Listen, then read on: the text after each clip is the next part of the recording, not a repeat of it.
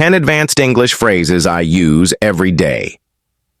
Hello, welcome back to my channel, the place where English becomes easy, real, and part of your everyday life. If you're learning English and want to sound less like a textbook and more like a native speaker, this lesson is for you. Today, I'm going to share 10 advanced English phrases that I personally use every single day, not just in theory, but in real conversations. With colleagues at work, with friends over coffee checkmark, in emails, meetings, and even casual chats. These phrases are your secret weapon to sounding more fluent, more natural, and more confident in real-world English. Forget boring grammar drills. These are the expressions native speakers actually use, and by the end of this lesson, you'll know exactly how, when, and why to use them too. So grab a notebook, turn up your focus, and let's level up your English, one powerful phrase at a time.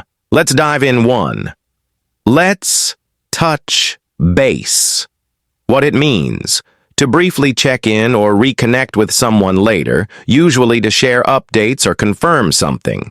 When to use it: in professional settings, emails, meetings, projects, casual conversations, when planning to follow up.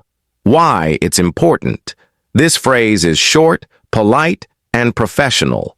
It avoids vague phrases like talk later and shows responsibility and initiative. Smart example: we've made some progress on the campaign. Let's touch base on Friday to go over the results.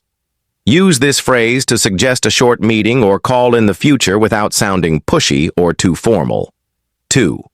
It's not set in stone. What it means: the plan or decision is not final. It can still be changed. When to use it: while planning events, schedules, or decisions. When you want to stay flexible or open to ideas. Why it's important: it softens your tone and shows flexibility, especially when discussing plans with others who might want changes. Smart example: our vacation dates are not set in stone. Let me know what works for you. This is useful when working in teams or making group decisions. It makes you sound reasonable and easy to work with. 3. I'm swamped. What it means: you're extremely busy, overwhelmed with tasks. When to use it: to explain why you're unavailable, when someone invites you and you have no time. Why it's important: instead of just saying, "I'm busy," this phrase paints a strong image. It helps others understand your workload and creates empathy. Smart example: I'm sorry I can't make it to lunch today. I'm absolutely swamped at work. Use this phrase to communicate boundaries while sounding relatable, not rude. 4. We're on the same page. What it means: you and someone else understand and agree on something clearly. When to use it: in meetings or group projects. Before making decisions or starting something important.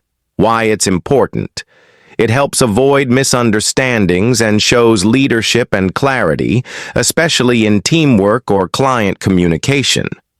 Smart example: before we start designing, let's make sure we're on the same page about the goals.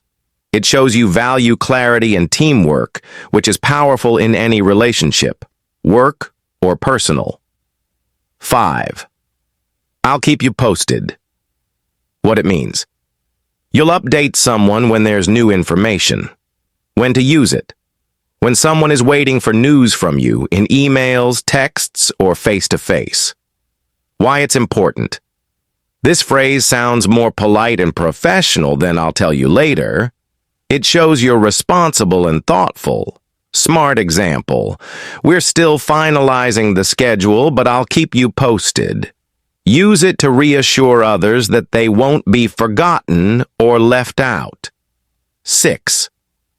Let's play it by ear. What it means: let's not plan everything now.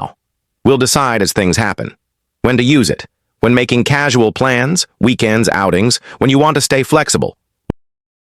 Why it's important. It shows you're relaxed and adaptable, which is great in informal settings or with friends. Smart example. I'm not sure if I'll be free Saturday afternoon. Let's just play it by ear. It's a friendly way to avoid fixed plans without sounding unreliable. 7. It's a win-win. What it means. A situation that benefits everyone involved. When to use it.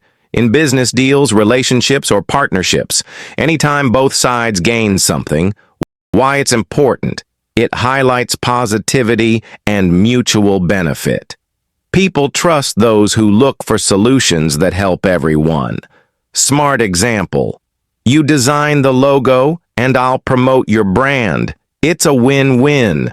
Use it to build trust and show that you're thinking about everyone's interests. 8. I'm not following. What it means. I don't understand what you're saying. Can you explain? When to use it. In meetings or presentations, when instructions or explanations are confusing. Why it's important. It's a polite and smart way to admit confusion without sounding rude or careless. Smart example. Sorry, I'm not following. Could you explain that part again? Tip. This phrase shows you are engaged and eager to understand, not just zoning out. 9. Think outside the box. What it means. Be creative. Come up with unusual or innovative ideas. When to use it, in brainstorming sessions or problem solving, when the usual approach isn't working. Why it's important. It shows you're a creative thinker and open to new solutions, a valuable trait in any field. Smart example. Our ad campaigns feel repetitive. We need to think outside the box this time. Tip. Use this phrase to encourage creativity and inspire a team to innovate. 10. Let's wrap it up. What it means.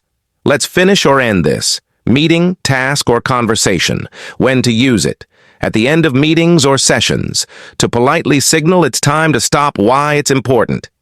It allows you to end something smoothly without being abrupt. It's professional and respectful of everyone's time. Smart example. Great job today, everyone. Let's wrap it up and meet again next week. Tip. Use this when managing time, leading meetings, or finishing group discussions. Each of these phrases is more than just vocabulary. It's a communication tool that helps you sound professional, natural, confident. Try using just 1 or 2 a day in your conversations, emails, or practice sessions. Write them in your notebook and practice with context, not just memorization.